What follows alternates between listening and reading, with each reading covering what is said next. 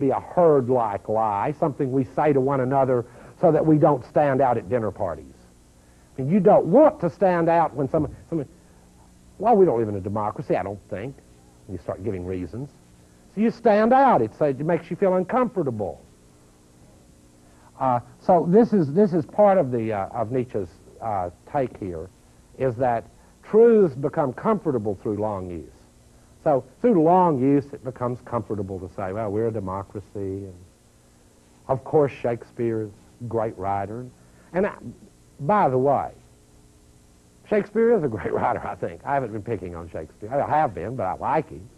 I didn't think I'd ever live to see a culture where Mel Gibson would be Hamlet, but I did. But I did, you know. I mean, you all did. I mean, most of us probably went. I went to see it. Very amusing, very amusing. In any case, let me dispatch with this charge of relativism. Nietzsche does have a view of truth and how it's deployed, and he takes our traditions, the Western ones, to be dogmatic on the issue. In fact, to return after the little sidetrack down democracy, which was really supposed to just be a clue for some things I want to discuss later, to discuss the way in which this has been a masculine use of truth. One of Nietzsche's most famous, Nietzsche's known for all his sex, let me just say this right out front. Nietzsche's known for tons of sexist aphorisms. I mean, it's an interesting phenomenon that so many women theorists, brilliant ones that I know, love and read Nietzsche, in spite of the fact that his text is filled with the most virulent sexism. I mean, Martin Downey would never say this stuff. I don't know if any of you remember him, but you know, things like, when you go to women, always take a stick. I mean, even Martin didn't say that. You know, Nietzsche did. But again, Nietzsche will imply, and I'm not trying to get him off the hook for that.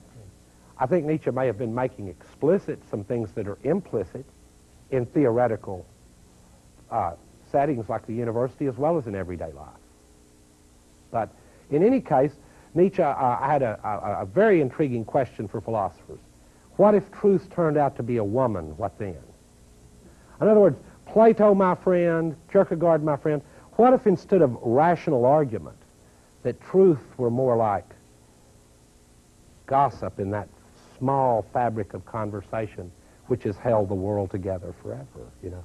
What if it turned out to be that subtle, complex weaving of narratives and stories and myths and what we sometimes refer to as old wives' tales, 90% of which turn out to be very interestingly right, if you've noticed. Generally, you know, it's an old wives' tale that if you've got a bad cold, a little shot of whiskey and lemon juice will help. Well, great that it's an old wives' tale. It just shows how smart old wives were, right? Because it will help. But now, Nietzsche's challenging question to philosophy is, what if truth turned out to be a woman? The underlying thematic being this. What if it's not what you guys think it is? A lecture where you outline 5 propositions and then argue for them. And make points. Win arguments. See, all these sort of battlefield metaphors. Deploy your arguments. Attack their position. Win your point. What if truth didn't turn out to be anything like that at all? Nietzsche asks rhetorically. Of course, the best parts of Nietzsche are all rhetorical poetic, in my view. I will look at a systematic argument of his later, but I'm not doing that now. Just trying to kid people who are a little too serious about the word true. Maybe not too serious. I'm quite serious about it myself. The problem is that I'm not serious about a theory like Snow is white if and only if snow is white. The reason I'm not serious about that is because I already knew it. So did all of you before you got here. Obviously, that doesn't do anything interesting. So the perspectivism of Nietzsche's, the so-called perspectivism, is more a reminder to us to guard against the dogmas of our own tradition. And the dogma here that I have examined is this one about belief. That our ways, our here means our tribe's ways of proceeding, are our own. While they are our own, and we may very much cherish them and believe in them, maybe we cherish them and believe in them long after we should have abandoned them. That's another issue. our cherished beliefs can be believed without the dogmatic and extra belief that everyone else ought to believe the same damn way that I do. And this is a hard lecture to deliver because it's difficult especially when you're talking to undergraduate students at a university, because when they write in their notes this, they go, well, why should I believe what you just said? That only unsettles professors who are easily unsettled, because you really want students who ask that question about what you're doing.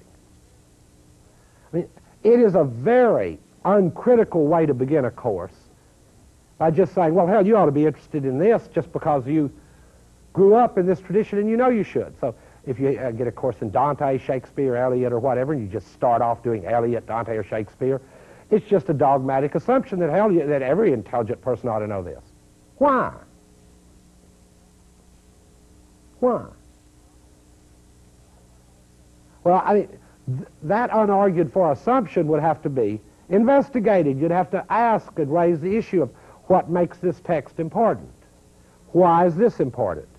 So when I began that little invitation to follow me for a few lectures on Nietzsche, that's what I was trying to do, was to argue that it had some popular importance, and not to argue by giving you a demonstrative argument with premises and a conclusion, but to try, in the spirit of Nietzsche, it would be more like inviting someone to dance rather than it would be like convincing someone that your conclusion is true.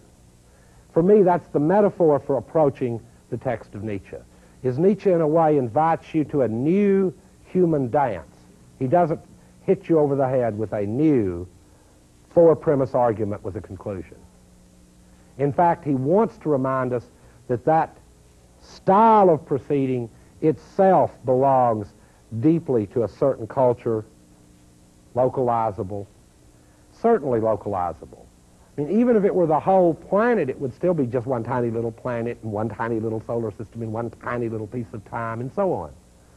So what haughty animals we must think we are that we know what the truth is. Nietzsche once said about the New Testament that the most profound sentence in it was when Pilate goes, "What is truth?" He says it negates a lot of mythology in the New Testament. It's not mad at Pilate. Pilate raises a fundamental, what is truth?